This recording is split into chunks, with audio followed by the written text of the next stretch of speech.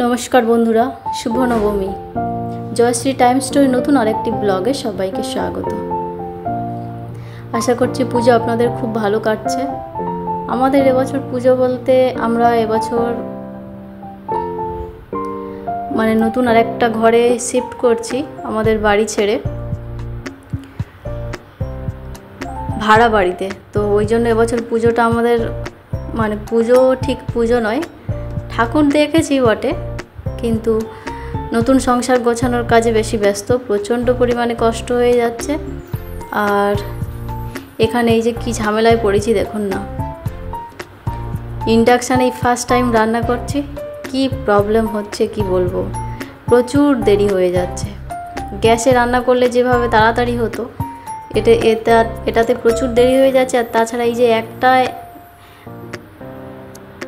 একবার ভাত একবার তরকারি এই করে করে অনেকটা সময় লেগে যাচ্ছে। আর তার মাঝখানে আবার ইন্ডাকশানটাকে হিট হয়ে যাচ্ছে, সেটাকে আবার ঠান্ডা করতে হচ্ছে। তো কী ঝামেলায় যে পড়েছি। আর ছেলেটাকে ঠিক টাইম মতো খেতেও দিতে পারছি না, অনেক দেরি হয়ে যাচ্ছে। দুপুরেও দেরি হচ্ছে, রাতেও দেরি হচ্ছে, দুটো দিন হচ্ছে এরকম। প্রথম রান্না করছি বলে ওই জন্য। আর তাছাড়া আবার নতুন জায়গায় নতুনভাবে সব কিছু শুরু করা, অনেক জিনিস কেনার থাকে, সেগুলো আনতে যেতে হচ্ছে যখন যেটা দরকার হচ্ছে। তো সব কিছু মিলে অনেক ঝামেলায় আছি। ঝামেলা বলতে ভীষণ কষ্ট হয়ে যাচ্ছে। অনেকটা কমেছে এখন আগের থেকে, প্রায় অনেকটাই গুছিয়ে ফেলেছি। যেমন কষ্ট হচ্ছে তেমন পয়সা কড়ি তো খরচ হচ্ছে বটে, না হলে তো আর এসব জিনিস এমনি হবে না, তাই না?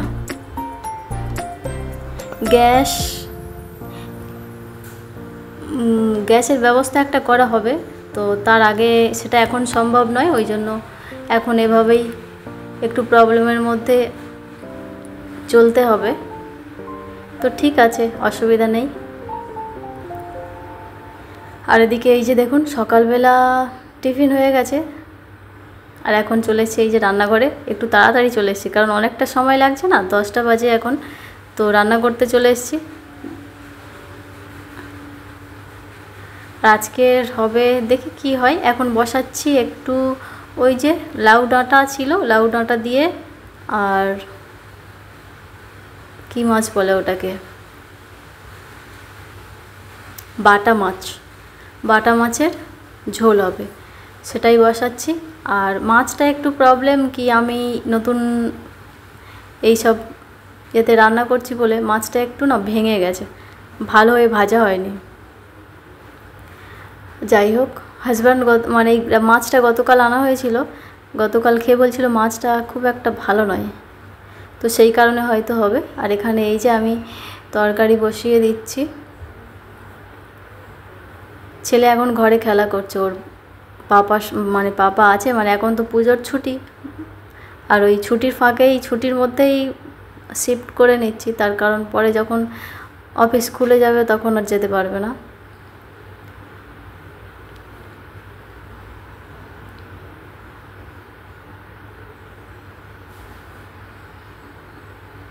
কী যে ঝামেলায় পড়েছি বাবা, 1-2 দিন এরকম অসুবিধা হবে, আর তারপরে আস্তে আস্তে ঠিক হয়ে যাবে আশা করছি। কারণ এটা যখন একবার ঠিকঠাক বুঝে যাব।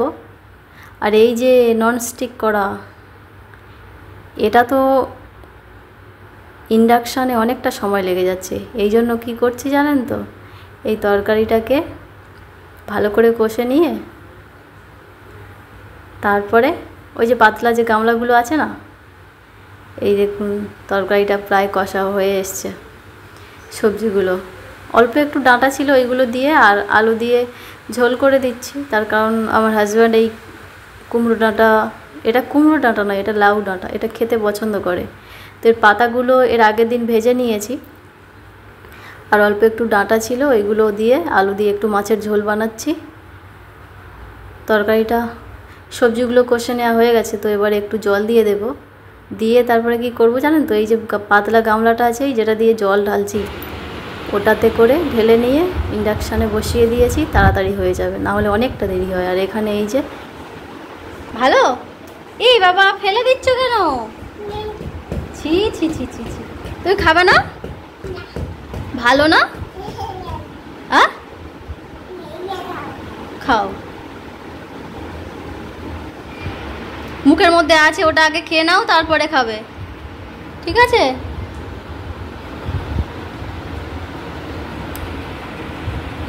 তো ওরা রুমের মধ্যে আছে, আর আমার এখন কি হচ্ছে, তরকারিটা হয়ে গেছে, তারপরে দেখছি যে ইন্ডাকশানটাকে কিছুক্ষণ রেস্ট দেবো বলে সুইচটা বন্ধ করতে এসে দেখি যে এই অবস্থা, একদম গলে গেছে গরমে।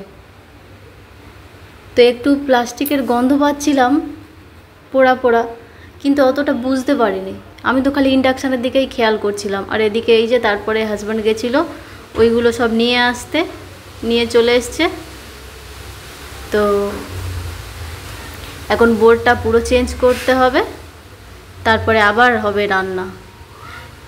হাজব্যান্ড যতক্ষণ বাইরে বেরিয়েছিল ততক্ষণে আমি ছেলেকে স্নান করিয়ে দিয়েছি।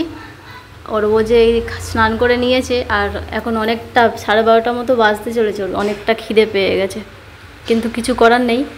তরকারি তো হয়ে গেছে, ভাতটা এখন হয়নি, অর্ধেক হয়েছে। তো এই বোর্ডটাকে আগে রেডি করুক ঠিক করে, তারপরে আবার ফের বাকি রান্নাটুকু হবে। তো এই যে আমাদের ইঞ্জিনিয়ার লেগে গেছে কাজে, মানে কাজ শুরু করে দিয়েছে। তো চলুন এটা রেডি করে নিক, আবার পরে ফিরে আসছি, আপনারা দেখতে থাকুন আর সঙ্গে থাকুন। তো বন্ধুরা, আমাদের রান্নাবান্না খাওয়া দাওয়া সব কিছু কমপ্লিট হয়ে গেছে। তো এখন খাওয়া দাওয়ার পরে চলে এসেছি ওই যে এঁটো থালা বাসনগুলো মাজতে, মেজে ধুয়ে রেখে দিয়ে তারপরে যাব ছেলেকে ঘুম পাড়াতে। ওরা এখন শুয়ে আছে, মানে ঘুমানোর জন্যই শুয়ে পড়েছে। অনেকটা বেলা হয়ে গেছে, এখন প্রায় 2:30টার বেশি হয়ে গেছে। খেতে খেতে দেখছিলাম 2:30 বাজে, আর বাইরে তো এখন বৃষ্টি পড়ছে। তো চলুন ঝটপট এগুলো কিছুটা মেজে নিয়ে ওইগুলো ধুয়ে ফেলছি, ছোট জিনিসগুলো, আর বড়গুলো এখন আছে ওইগুলো মেজে নিয়ে তারপরে ধুইব।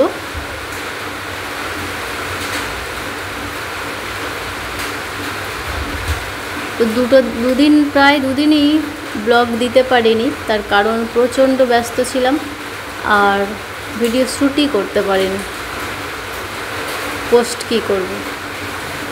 তো ভাবলাম যে ঠিক আছে, 1-8 দিন মিস হচ্ছে, কিছু করার নেই, কারণ আমার অনেকটা পরিমাণে এমনিতেই কষ্ট হয়ে যাচ্ছে, তারপরে আবার এটার পেছনে সময় দিতে গেলে আর পারবো না, আর ছেলেটারও কষ্ট হয়ে যাচ্ছে।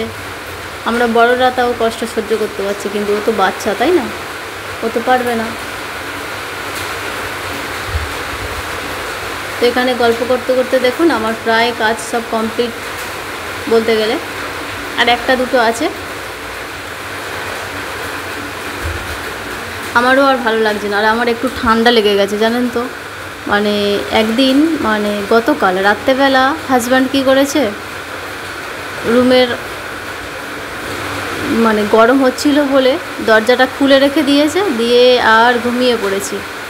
এমনি শুতে রাত হয়ে যাচ্ছে, রাত 12টা-1টা বেজে যাচ্ছে, আর ঘুমিয়ে পড়েছি, আর দরজাটা দিতে আর মনে নেই। তো সারা রাত ফ্যান চলছে, আর এখন তো কুয়াশা পড়ছে, ওই জন্যই আশা করছি ঠান্ডা লেগে গেছে। যাই হোক, ওষুধ খাচ্ছি, ওষুধ সঙ্গে করে বাড়ি থেকে নিয়ে এসেছি, হোমিওপ্যাথি ওষুধ। আর আমার এখানে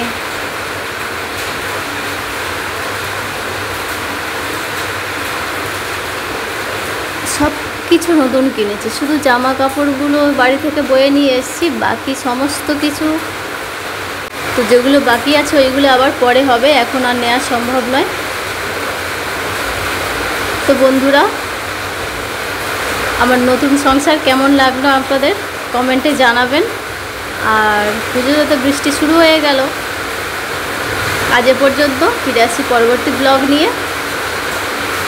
ধন্যবাদ।